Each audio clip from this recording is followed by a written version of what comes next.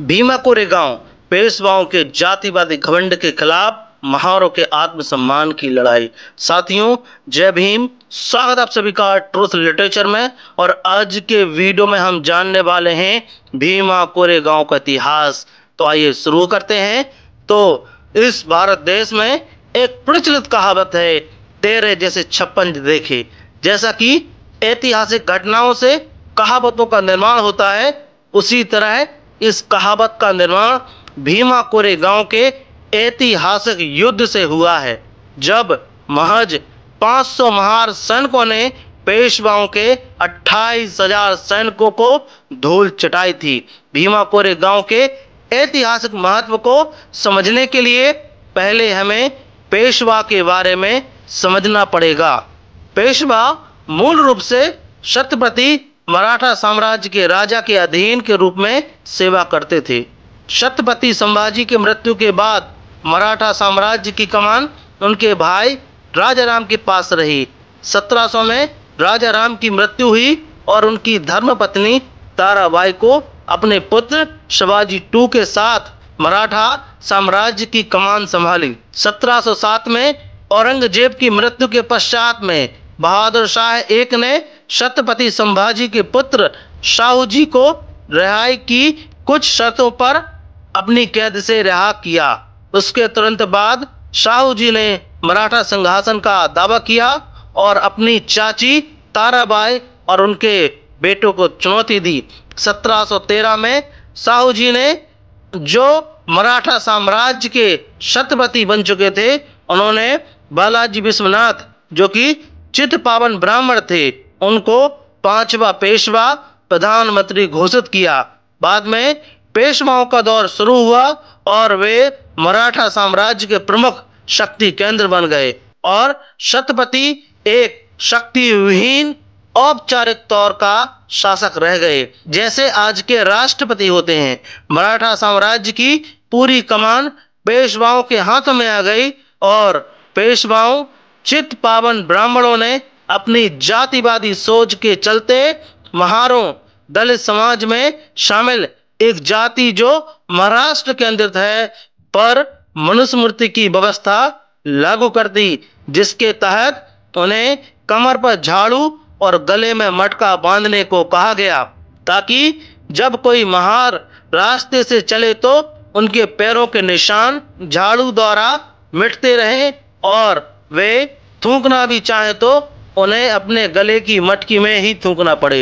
ये वही दौर था जब ईस्ट इंडिया कंपनी भारत पर अपना विस्तार करने में लगी हुई थी और उसके लिए उनको पेशवाओं को हराना बेहद जरूरी था। और ईस्ट इंडिया कंपनी ने अपनी रणनीति बना ली थी। उस वक्त महारों ने ईस्ट इंडिया कंपनी के खिलाफ लड़ने के लिए पेशवाओं की सेना में भर्ती होने का आग्रह किया, जिसे पेशवाओं द्वारा अपमानित ढंग से ठुकरा दिया गया।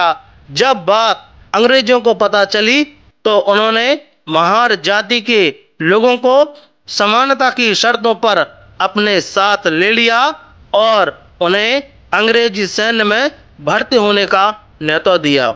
जब 1 जनवरी 1818 ईस्ट इंडिया कंपनी और पेशवाओं में युद्ध हुआ, तब पेशवाओं की सेना में 20,000 घुड़सवार और 8,000 पैदल, ऐसे कुल 28,000 सैनिक थे, जिनकी अगुवाई पेशवा बाजीराव II कर रहे थे।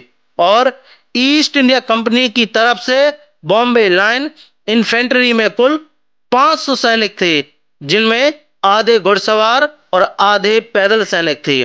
महार रेजिमेंट के शौर्य के आगे पेशवा टिक नहीं सके और इस युद्ध में पेशवाओं की करारी हार हुई। पेशवाओं का साम्राज्य खत्म हुआ। महार रेजिमेंट की अभूतपूर्व अविस्मरणीय वीरता की याद में भीमा नदी के किनारे विजय स्तंभ का निर्माण कराया गया, जिस पर उन शूर वीरों के नाम लिखे गए।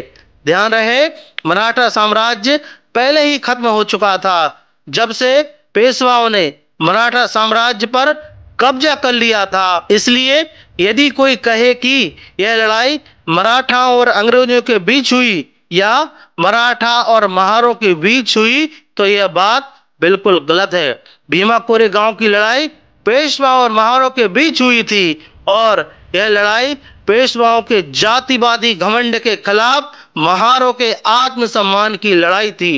इसलिए दलित समाज के लिए इस लड़ाई का अलग महत्व है।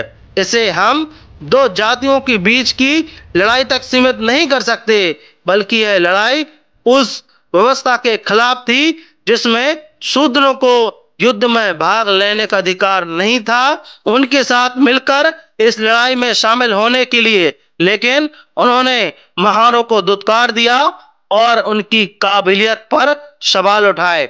यह लड़ाई महारों की अपनी काबिलियत दिखाने और पेशवाओं की जातिगत मानसिकता का घमंड तोड़ने की लड़ाई थी। डॉक्टर बाबा साहब अम्बेडकर वहां जाते थे और कहते थे कि दलित समाज के लोगों को अपने शौर्य को याद करने के लिए भीमा कोरेगांव जाना चाहिए। इसलिए हर साल दलित समाज के लोग अपने उस शौर्य को याद करने के लिए भीमा कोरेगांव जाकर विजय स्तंभ को नमन करते हैं। लेकिन देश की आजादी के बाद भी आज तक दलितों के शौर्य को मनुवादी मानसिकता के लोग स्वीकार करने को तैयार नहीं हैं। इसलिए आज भी देश की सेना में दलितों को उचित भागीदारी नहीं मिली है।